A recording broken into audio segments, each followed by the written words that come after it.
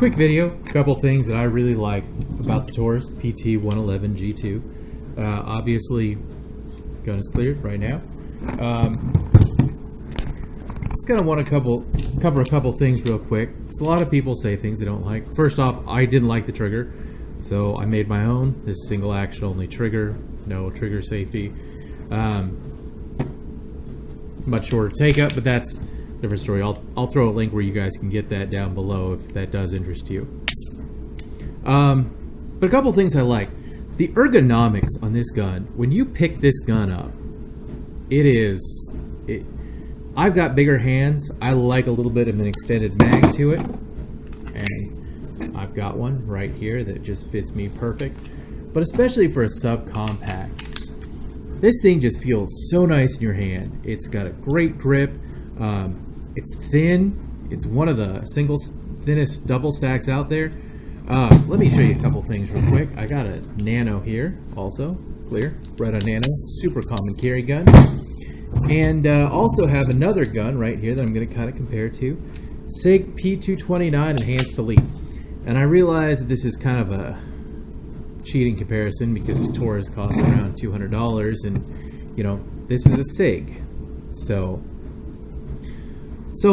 one of the things, first off, when you're looking at this gun for how wide it is, this is a Beretta Nano this has the 8-round mag in it.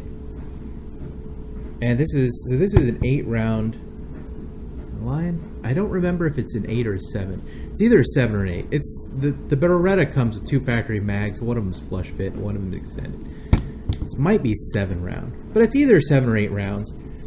And as you notice, it's not that much thinner than the PT111 G2, especially up top here. And this guy's 12 in factory form, you know. So that's something I really like. The ergonomics, the way it fits your hand, the number of rounds you get, and just to kind of show you what I'm talking about the way it fits your hand, this is considered a compact gun, the SIG. So it's 3.7 inches, something like that. Let's see here. Sorry about my camera angle, it makes it a little difficult sometimes. But it's a substantially longer gun, and it's a substantially heavier gun. And it does hold 3 more rounds, but if you notice, one of the things about it, look at where my hands are falling on both guns. And I've got pretty fat hands. Most people can get all their fingers easily on either one of these guns. I've got pretty wide hands.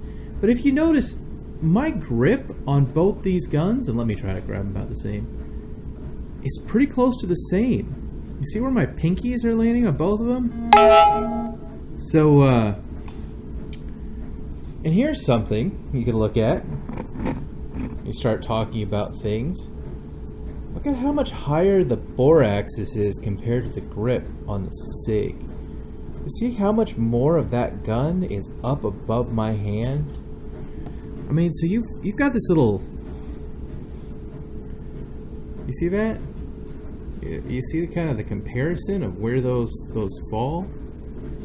Because I'm getting a high grip on both these guns. The Taurus, I'm right up there. You know, you actually have to be a little bit careful if you have fat hands to not grip too high, or you might get snagged by the slide. This guy, you don't have that option. I mean, the bore axis is, and if you look here, the barrels are about the same distance from the top of the gun. So when you're looking at these and you're grabbing them, look how much higher up that bore axis is on that SIG. Here, I'll try to grip them both pretty evenly here. See that? I feel like that's a long distance. So people talk about the things they don't like about the Taurus, or they do like, so I thought I'd throw in my 2 cents. The low bore axis compared to where you're gripping the gun, the number of rounds, how comfortable it is, how small it is for a double stack, 12 round 9mm gun. It's always been very accurate for me. And I'm not the best shot out there by any means, on a 15-yard target, I keep everything in about a 6-inch diameter on this guy. And honestly, for a handgun, 15, 18 yards is about my limit because, you know, my vision's not that great. So I'm having trouble seeing the target real well at 15, 18 yards. And I'm still managed to keep them at about a 6-inch grouping. So mine has been super accurate for me. I've had no problems. This thing has been super dependable.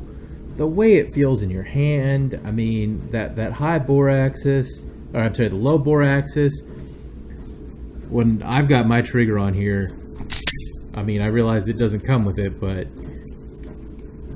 I really like that. It's actually a shorter take up than the SIG by about 10%. I've measured it before. So that is the one thing I didn't like about this gun. Didn't like the trigger, so made my own. That's about it. You know, I mean, yeah, sure, it doesn't have the sight radius of a gun with a longer barrel, but you know, you can slap that 18 round mag in there from the Mech-Gar, and for a subcompact gun, and maybe on the edge between subcompact and compact there, depending on how you're defining it. But I believe Taurus does call this a subcompact. This is just, when you pick this thing up, you go, man, that just feels like a great feeling gun that I could really get a grip on.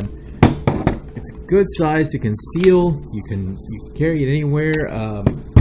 One of the other ones, kind of interesting here. Let me show you real quick. Factory mag, if you do decide that you want to conceal it someplace a little smaller, you can actually take this guy right off the factory mag, save yourself about ½ an inch, and if you notice, factory mag groups are on the inside.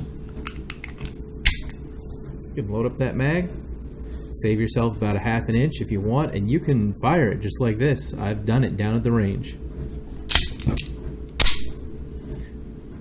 You lose that pinky grip, but if you do want a little bit of extra concealability about it. Anyway, I do really like this gun. I realize there's some people who have had problems with it. Some people have issues. They've got a lifetime guarantee, and I don't know. I really like this little gun, and like I said, I'm pretty accurate with it too. So thank you guys for watching my opinion, and you have a great day. Bye.